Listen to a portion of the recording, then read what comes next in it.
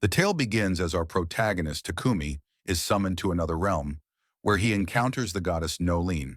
She immediately apologizes, explaining that his summoning was a mistake. The spell randomly selects heroes from a predetermined list, but he was never supposed to be chosen. She reveals that the summoning spell is incredibly dangerous and could destroy the world, which is why it is forbidden. However, the Sidonia Empire still went ahead and activated it. Nolene tried to prevent them from using it, but she failed, which resulted in his accidental summoning. Takumi wonders about the whereabouts of the other heroes, and Nolene explains that they were transported to the Empire where the spell was cast. Realizing it was all a mistake, he asks to return to his world, but she informs him that it's impossible. She was so furious about the Empire's actions that she immediately sealed the spell, making it unusable. She also tells him that even if a method existed to send him back, he no longer has a physical body. He questions what will happen to him now, and she suggests that he start a new life in this world. When he asks if he will be sent to Sidonia as well, she clarifies that since he isn't one of the chosen heroes, they wouldn't treat him well. Feeling guilty about his situation, Nolene decides to send him to another nation under her protection as compensation. She also grants him her blessing, though he feels uneasy about fighting monsters. To reassure him, she promises her full support. When Takumi checks his status, he is astonished to see that he is now 17, since he was a 40-year-old salaryman in his previous world. Nolene advises him to forget the past and tells him he can choose between combat and production jobs. Wanting a peaceful life without monsters, he opts for production. Nolene bestows him with numerous useful abilities and items, then sends him to the kingdom of Asgard. Upon seeing his reflection in the water, he is shocked at his youthful appearance. As he explores, he tests his new abilities, discovering a massive piece of high-quality wood, typically sourced from wood monsters. Using his blacksmithing skill, he crafts it into a spear. He also stumbles upon a variety of useful herbs, but gathers more than his bag can hold. Remembering that Nolene gifted him a special storage box capable of holding an infinite number of items, he uses it. Suddenly, he hears a distress call and sees a girl named Molly fleeing from a giant horned rabbit. As the creature lunges at him, he instinctively defends himself, managing to kill it with his spear. He wonders if Nolene's blessing helped, but it turns out to be pure luck. A notification appears, informing him that his job has changed to warrior and that he has reached level 1. However, this displeases him, as he only desires a peaceful existence. Molly expresses her gratitude and introduces herself as a resident of Bor, a nearby village. When Takumi asks if he may accompany her there, she gladly agrees. Before leaving, she inquires if he plans to take the rabbit since it is a delicacy, prompting him to store it in his item box. Meanwhile, the other heroes arrive at the Sidonia Empire, where they are welcomed by the first Empress, Elizabeth. She informs them that they have been summoned to use their abilities as heroes to save the world, though she does not elaborate. One of the heroes, Akane, suddenly acquires her unique skill, Revelation, a blessing from Mileni. She is told to trust her instincts, as they will lead her on the right path. However, her intuition warns her that Elizabeth is not to be trusted. Takumi arrives at the village, where he meets Molly's parents, Banda and Martha, who express their gratitude for saving their daughter. Seizing the opportunity, he asks if he may stay in the village, and they warmly accept him. The blacksmith, Boban, informs him of their plentiful ore supply, which excites Takumi. The villagers welcome him, though they have no vacant houses, so they decide to construct one for him. Wanting to contribute, he utilizes his earth magic to level the ground, impressing the villagers, but exhausting much of his mana. Once the house is complete, he furnishes it using his blacksmithing and carpentry skills. He then changes his job to blacksmith and starts working with Boban to process the ore. Using alchemy, he refines the iron ore into ingots, thrilled by the crafting possibilities. However, he becomes so engrossed in his work that he overuses his mana and faints. Afterward, Martha scolds him for neglecting his health, and Banda hands him a healing potion. He resumes his alchemy, while Martha and Molly keep a watchful eye on him. Extracting different metals from the ore, he crafts utensils and tools, raising his alchemy level to 32. Additionally, he assists Boban using his magic, boosting his blacksmithing level to 40, though he remains intent on becoming an alchemist. Takumi asks Banda if he may borrow some potions, but Banda thinks they are all B grade. Takumi explains that he needs them as references to create his own using the herbs. Banda agrees to purchase them once they are ready. He begins mixing herbs with water, but his potion turns out a different color than the sample from Banda, causing him to feel uneasy. Takumi senses mana in it, making him wonder if using water magic to prepare it had an effect. He wants to test his theory but knows it could be risky. To build resistance and improve his light magic, he consumes wild herbs. However, he reaches his limit and nearly dies after ingesting a dangerous herb. Using healing magic, he saves himself and unexpectedly gains purification magic. Suddenly, a massive armored boar appears behind him, forcing him to fight. As the boar charges, he throws a knife to distract it, but it has no effect. Even a direct spear strike fails to harm it. He tries wind and earth attacks, but they prove ineffective. Determined to find a solution, he spots a poisonous spider in the bushes. At first, he assumes it wants to attack him, but then he realizes it's already injured. Instead of attacking Takumi, the spider leaps at the boar, but even its venom has no impact, making Takumi more concerned. Activating his intuition skill, he realizes he has only one option. As the boar lunges at him, he jumps and uses his alchemy to decompose it. However, the impact from their collision sends him flying. Recovering, he heals the spider since it tried to assist him. Surprisingly, he tames it and names it Maple due to the leaf-like pattern on its back. The spider regenerates its lost leg, and he returns to the village with the boar. The villagers are impressed, but they're shocked when they notice the spider on his shoulder, surprised that he managed to tame such a dangerous creature. Takumi invites everyone to feast on the boar. After the meal, Banga hands him the leather skin and other valuable items to sell in a nearby town. Meanwhile, Nolene is pleased with his progress. However, her assistant questions her intent, noting that she not only gave him a unique body through her blessing, but also sent him a year into the past before the Sidonia Empire activated its spell. Nolene casually replies that there was no particular reason. The next morning, Takumi wakes up trapped in a web. He tells Maple to apologize, but she explains that she was lonely since he's always busy with work. Feeling guilty, he decides to take a break and play with her. Their moment is interrupted by Martha, who is shocked to see him in such a state. He quickly clarifies that Maple wasn't trying to eat him, but Martha is more interested in the spider silk. She explains that spider silk is rare and mainly used by nobles for clothing, but she needs Maple to produce a version with greater elasticity. Though Takumi doubts she can communicate with Maple, the spider surprisingly fulfills her request. Takumi reminds Maple of their promise to play together, but she declines, saying she's now busy, prompting him to focus on his work as well. A month passes since his arrival in the village, but he feels the need to leave and study alchemy. Unsure how to break the news to the villagers, he is grateful for their kindness. Ban gifts him a well-crafted armor and offers to repair his shoes, making them sturdier for kicking. Takumi notes that Ban is simply a craftsman. Banga arrives, and Ban acknowledges that Takumi's departure will be felt, though they understand he must move to a larger city for better opportunities. Banga informs him that a merchant named Peck will soon visit the village and that they have arranged for Takumi to travel with him. Takumi thanks them sincerely. Later, he encounters Martha carrying parts of a horned rabbit. She explains that despite its delicious taste, they must discard it due to the lack of proper facilities for processing it. Wanting to help, he purifies it with magic. Shocked to discover that he can use light magic, she warns him to keep it a secret. Since very few possess this ability, those with decent skills can make a fortune just by utilizing it. In the following days, Takumi dedicates himself to enhancing the village's development and security, hoping to repay their kindness. When Peck arrives to trade goods, he is stunned by the village's progress. Bonga introduces Takumi to him, and before leaving, Takumi gives Bonga a healing potion, mentioning that he left 100 more at his house. Martha and the villagers gather to bid him farewell, gifting him an outfit made from maple silk, which he promises to cherish. Peck observes Takumi's strong bond with the villagers. One of Peck's guards, Heath, becomes emotional, bringing his friend Rail to mock him for acting like an old man. Peck introduces them as the C-rank adventuring group called the Lion Fang.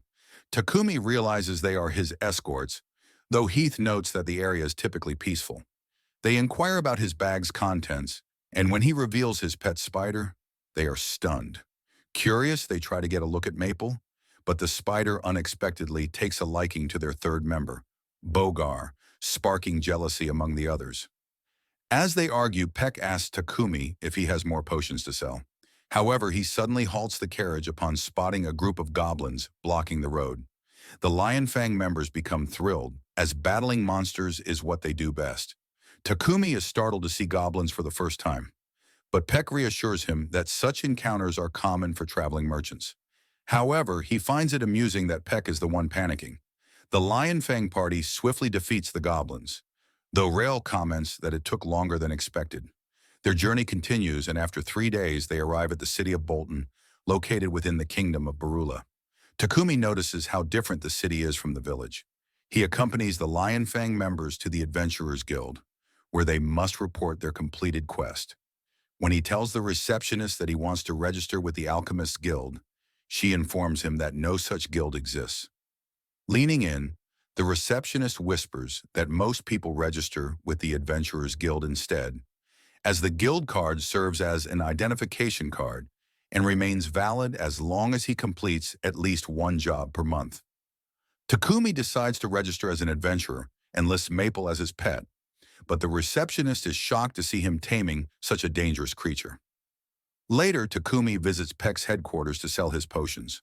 Peck offers to purchase everything, which excites him, as the amount is equivalent to 7 million yen.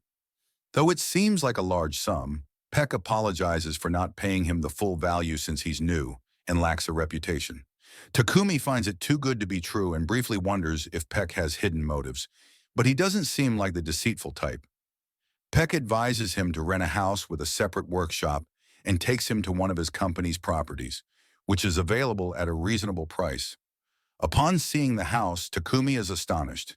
It's a mansion. The affordability makes him suspect it's haunted, but Peck's assistant, Thomas, reassures him that it isn't. He informs Takumi that he can move in the next day once the arrangements are complete. While walking through the city, Takumi catches a foul smell, and Thomas explains that nobles use magical purifiers to treat their sewage. However, since these devices originate from dungeons and ancient ruins, commoners cannot afford them. Curious, Takumi asks how often purification occurs, and Thomas tells him that priests handle it periodically, but most people simply tolerate the stench. The next day, Takumi and Maple settle into their new home, and he immediately begins working on a toilet. Using the raw materials provided by Peck's company, he successfully constructs it with magic, improving his light magic and alchemy skills. However, the process drains all his mana, forcing him to drink potions to recover. He is satisfied with the result, but suddenly hears a scream. Rushing to the source, he finds Peck trapped in Maple's web. Surprisingly, Peck isn't angry. He actually finds it comforting. Takumi apologizes, but Peck insists it isn't necessary. He then asks to use the restroom and is stunned when he sees the toilet. Takumi explains its function, including how it purifies waste. Peck immediately suspects that Takumi can use light magic. Remembering Martha's warning, Takumi pleads with Peck to keep it a secret. Peck agrees, but only if Takumi creates 100 more toilets. Though he accepts the request, Takumi acknowledges that it will be a lot of work and considers hiring help. Peck suggests forming a contract with a slave, as they would be magically bound to secrecy and could also assist with security and house management. Peck further explains that Takumi's aptitude for light magic suggests he was chosen by the Church of Divine Light, which controls the Holy Empire of Sidonia. The church often recruits those with light magic and exploits them for their healing abilities. Peck believes their project might attract the church's attention, making Takumi question whether they should proceed. However, he assures himself that he has a plan, and to succeed, his identity must remain hidden. Takumi expresses discomfort with using slaves and decides to handle the work himself. But their conversation is interrupted when his guild card starts glowing. He receives a notification reminding him that he must complete a quest within 1 month of joining. Realizing he will need assistance, he reconsiders.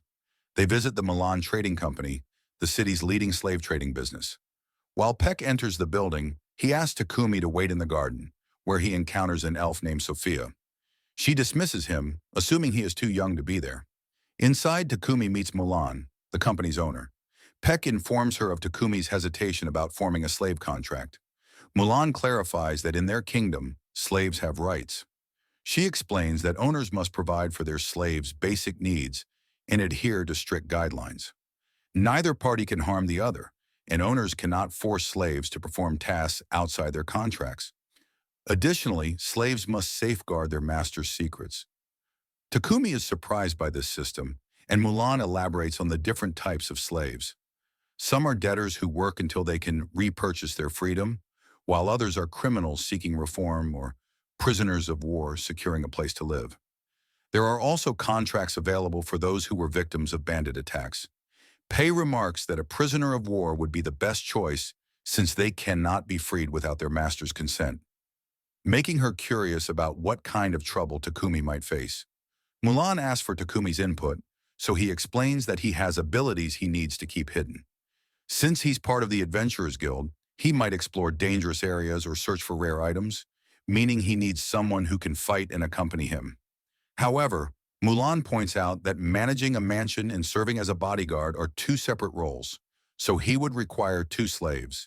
She introduces him to Maria, an orphan who was kidnapped by bandits as a child and trained in household tasks. Takumi describes his mansion, and she confidently states that she can handle the work. He's surprised, wondering why such a cute girl isn't already under contract.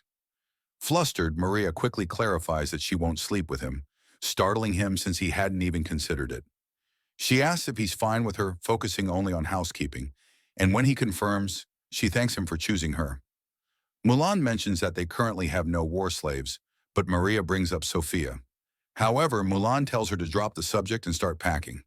Curious, Takumi inquires about Sophia, and though Mulan says she has issues, he still insists on meeting her. He wonders if it's due to his intuition skill, but he trusts his gut and decides to follow through. Mulan introduces him to Sophia, who was captured during the war between Triara and Uyghur 50 years ago. However, she has never formed a contract since then. Mulan reveals that Sophia has sustained injuries that prevent her from fighting, and her magic is sealed.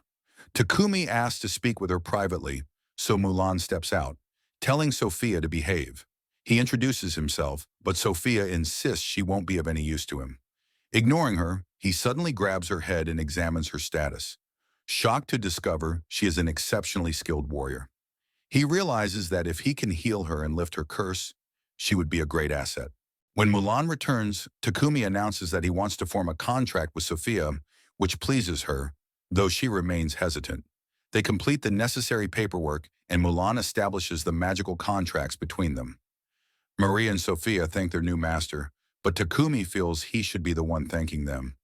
Sophia asks him to stop being so polite, while Mulan believes he will be a kind master. He brings Maria and Sophia to his house, where they are astonished by its size. He informs them that they will all live together and assigns them separate rooms. Sophia, feeling undeserving of such luxury, hesitates, but Takumi assures her that there are plenty of rooms available. He also mentions that the house has a spacious bath, which they are welcome to use anytime. The girls enjoy a relaxing soak, and Maria comments that she never expected Mulan to let Sophia go, noting that she refused to sell her no matter how much money was offered. Lost in thought, Sophia reflects on the contract details and notices that several entries about Takumi, including his birthplace and lineage, were left blank. This makes her suspect that he is hiding something. Later, Takumi prepares dinner, making Maria feel embarrassed since cooking is her responsibility. However, he reassures her that it's fine and suggests she assist with cleaning instead. He invites them to dine together, expressing his desire to do everything as a group. Additionally, he asks them to call him by his name rather than Master. The next day, Takumi meets Peck at his company, where Peck hands him the requested supplies. On his way home, Takumi discovers a church and is surprised to see a statue of Nolene. Grateful for her blessings, he offers his thanks, but recalls how she had initially spoken poorly of Sidonia when she first summoned him. Suddenly, he is teleported to her presence. Nolene clarifies that she is neither affiliated with the Divine Church nor the Sidonia Empire. Takumi, confused about how he arrived, learns that his prayers reached her, allowing her to summon him. She explains that there are two religions, the Church of Creation and the Church of Divine Light. The Church of Creation has always worshipped her, whereas the Church of Divine Light was recently formed alongside a false god. Sidonia aggressively spread the influence of this new church through force, directly opposing the Church of Creation. However, Nolene couldn't intervene in human conflicts, which allowed Sidonia to execute their summoning ritual. She assures him that her blessings will remain, but since his tutorial phase is nearing its end, the protection that helped him meet good people and grow will soon fade. As a result, he will start encountering individuals with malicious intent. Meanwhile, in the Holy Empire of Sidonia, the Emperor inquires about the three summoned heroes. He is informed that they are undergoing training. Initially reluctant, the heroes have been persuaded by the Empress to aid the Empire. Akira and Yamano are seen training hard, motivated by their instructors. However, when they encourage Aeon to follow suit, she refuses, expressing her dislike for violence. At that moment, Elizabeth appears and she explains that it's not violence, but rather the strength necessary to save their world. Akira reassures Akane, promising to always protect her, which impresses Elizabeth. However, Akane remains wary, believing Elizabeth is dangerous. Meanwhile, Takumi arrives home, but accidentally slips and falls. Sophia tries to assist him in gathering his things, but he instead uses magic to send his package into his item box, making her suspicious. He tells them he has urgent work in the workshop and asks them to have dinner without him. However, Sophia secretly follows him and finds him cutting his own arm with a knife before using magic to heal it. Takumi acknowledges that his actions are extreme, but he insists on doing it to enhance his skills. He also remarks that what Maria did was cruel. Hearing Maria's name alarms Sophia, so she rushes to confront him, but suddenly loses all her strength and collapses onto him. Seeing her condition, he decides to treat her hand. Despite her body resisting his magic, he successfully heals her, which also strengthens his light magic. He carries her back to her room, where he uses his powers to remove her curse and fully restore her health. The next morning, Sophia wakes up and tries to warn Maria about Takumi. However, Maria happily informs her that he has healed her, handing her a mirror to see the results. Sophia then seeks out Takumi and expresses her gratitude for curing her and lifting her curse, allowing her to use her magic once more. He explains that he had to improve his light magic, so he repeatedly poisoned a wound and healed it. Curious, she asks why he referred to Maria as cruel, and he reveals that she had mistakenly thrown away his herbs. Touched, Sophia finally accepts him as her master, vowing her unwavering loyalty to him. Nen is pleased with the outcome. Later, Takumi visits a library and is surprised to find only 4 books on alchemy. He wonders if the lack of interest explains the small collection. The books are written in an ancient civilization script, yet he can easily understand them due to Nen's blessing, which grants him knowledge of all languages. Upon returning home, Maria mentions that she can't forget what happened between him and Sophia, making Takumi realize she had been watching. They all resume making toilets, and Maria is amazed by their progress. Takumi confidently states that fulfilling the order will be easy, meaning he can finally take a break.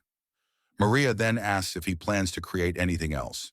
He replies that he wants to embark on a journey, explaining that while he is happy with his current life, he still desires to explore new things.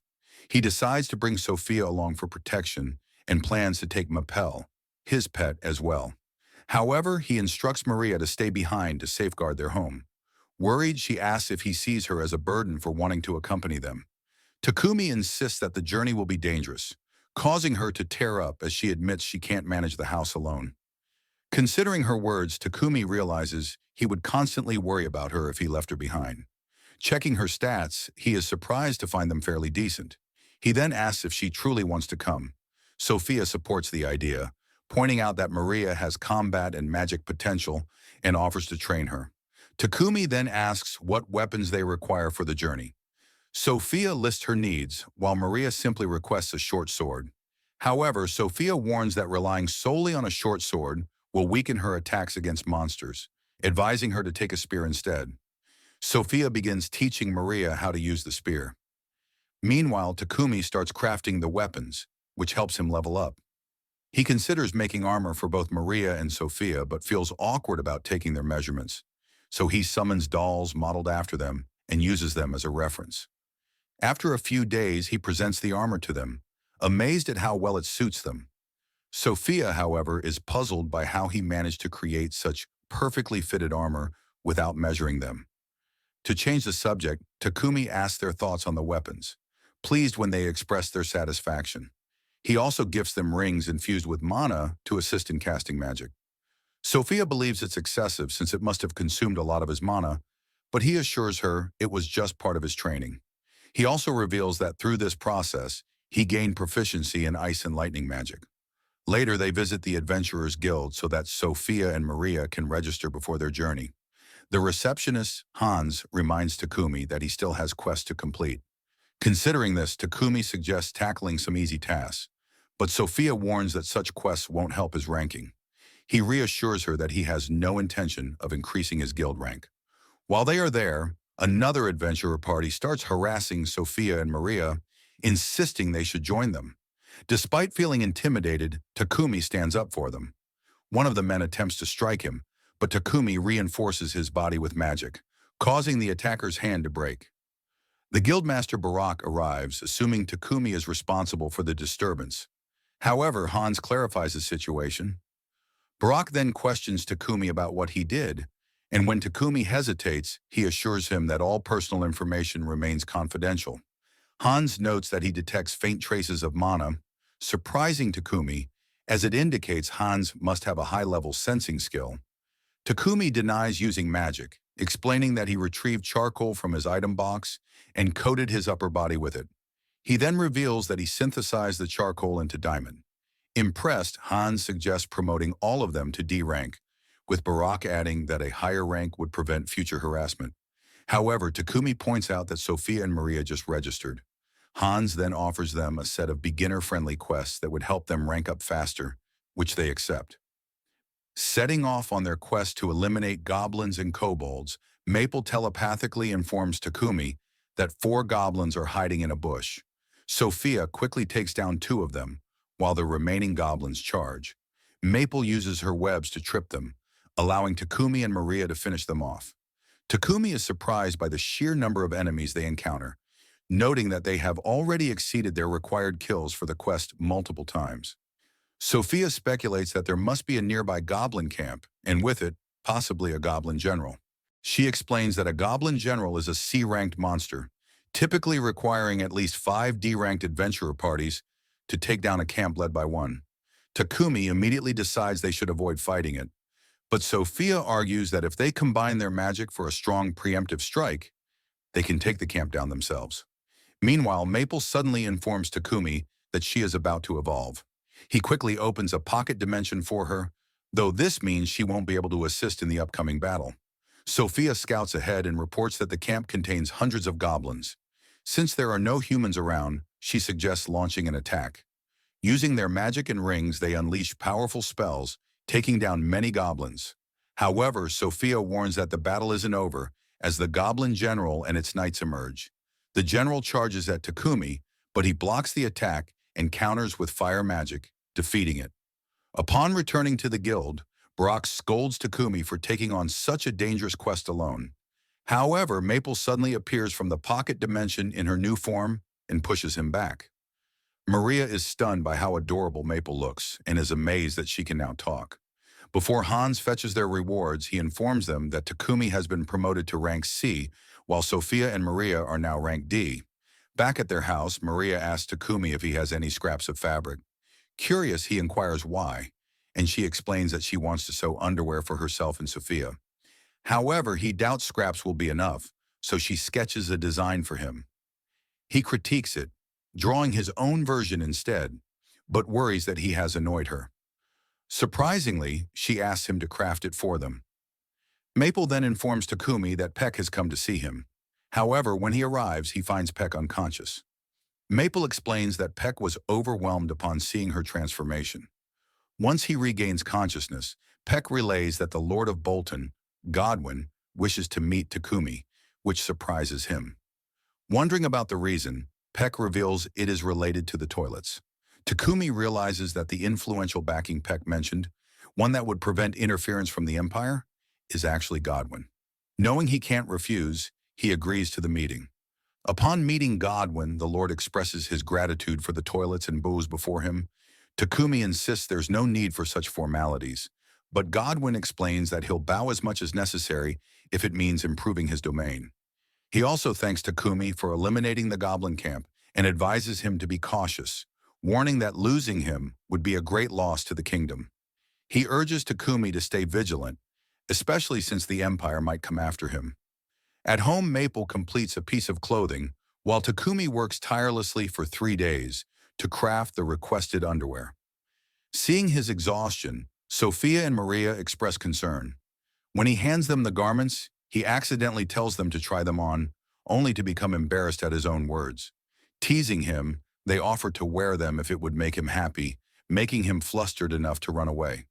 Takumi then moves on to his next project, refrigerators. The girls are amazed by how cold they are, but he clarifies that they're for storing food. He announces that he'll be starting another project soon, prompting Sophia to ask what he has in mind. He explains that since his blacksmithing skills have improved, he wants to forge a new set of equipment using mithril and adamantite. He visits the guild to inquire about obtaining the ores. Hans informs him that mithril and adamantite are rare, but suggests that Takumi could theoretically synthesize them through alchemy. However, doing so would require an immense amount of mana, making mining a more practical option. Hans directs him to a city called Horus, which has an ore-rich mine. However, entry is restricted to members of the Blacksmiths Guild. Fortunately, there's a loophole. Takumi can gain access by accepting a quest to eliminate monsters in the mine's tunnels. Seeing an opportunity, Brock suddenly appears and mentions that there's been a shortage of tree and wood, as most adventurers have been focusing on hunting. Black buffalo are common during this season, and the Triant creatures inhabit the Forest of Death, which lies along the route to Horus. Takumi agrees to gather wood along the way. Barak also mentions that a blacksmith requires an escort to Horus, making Takumi wonder if he's being taken advantage of. Having never undertaken an escort quest, he considers asking the Lion Fang party, but Barak informs him they already have another mission. Takumi asks how long the journey to Horus will take, and Hans explains that a regular carriage would require 7 days, whereas a monster horse-pulled carriage would take only 4. However, there are currently no monster horses available. Just then, Riel arrives, prompting Barak to ask if he has completed his quest. Riel explains that he was merely dropping off a black buffalo before it spoiled. He mentions that increasingly powerful monsters have been appearing, making escort missions more dangerous. Barak, however, points out that the rewards for such missions will also increase. As Riel prepares to leave and rejoin his party, Takumi offers him a place to stay for the night, mentioning that his house has a bath. Along the way, they stop to visit Peck, who offers to lend them one of his monster horses. In return, Peck requests to purchase some ores once Takumi returns, as well as additional refrigerators.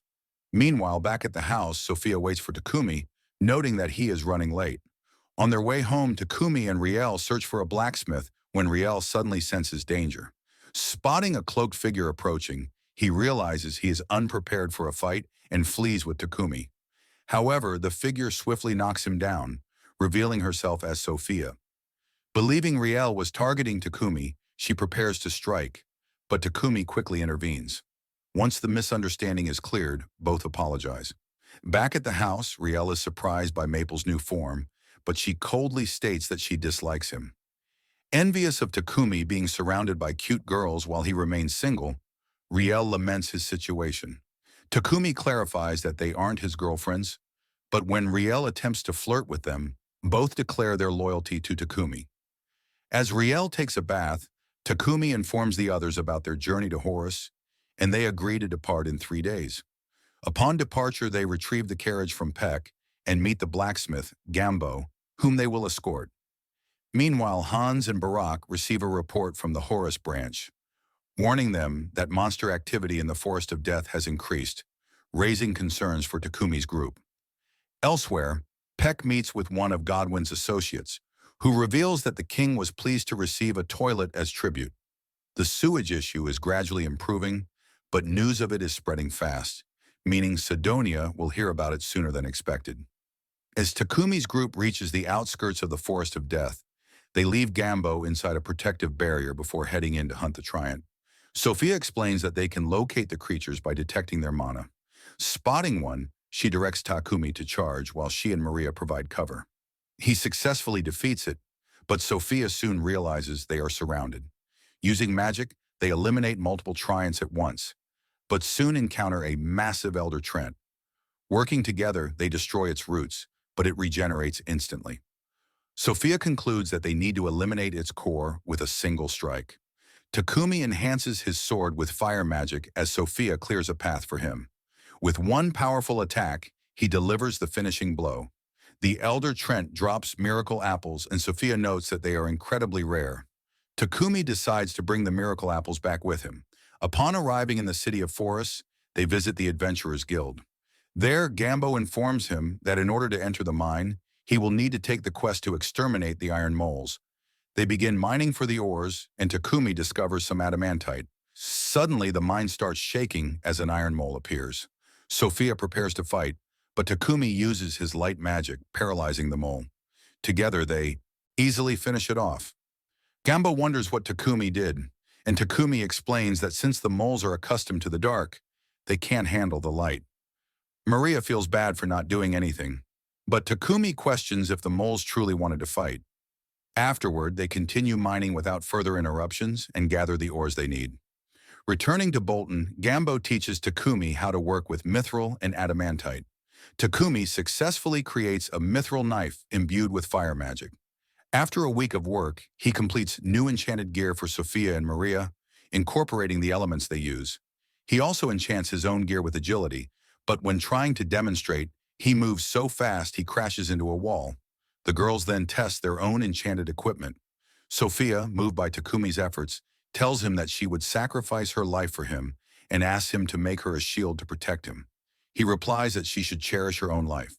Nenny, happy with how things are progressing, notices a bloodied sword and hopes that Takumi will be prepared. The scene shifts to a year later in Sidonia, where Akira and Yam have completed their training. The Emperor prepares to send them to the kingdom. As the video ends series, thanks for watching, and I'll see you next time.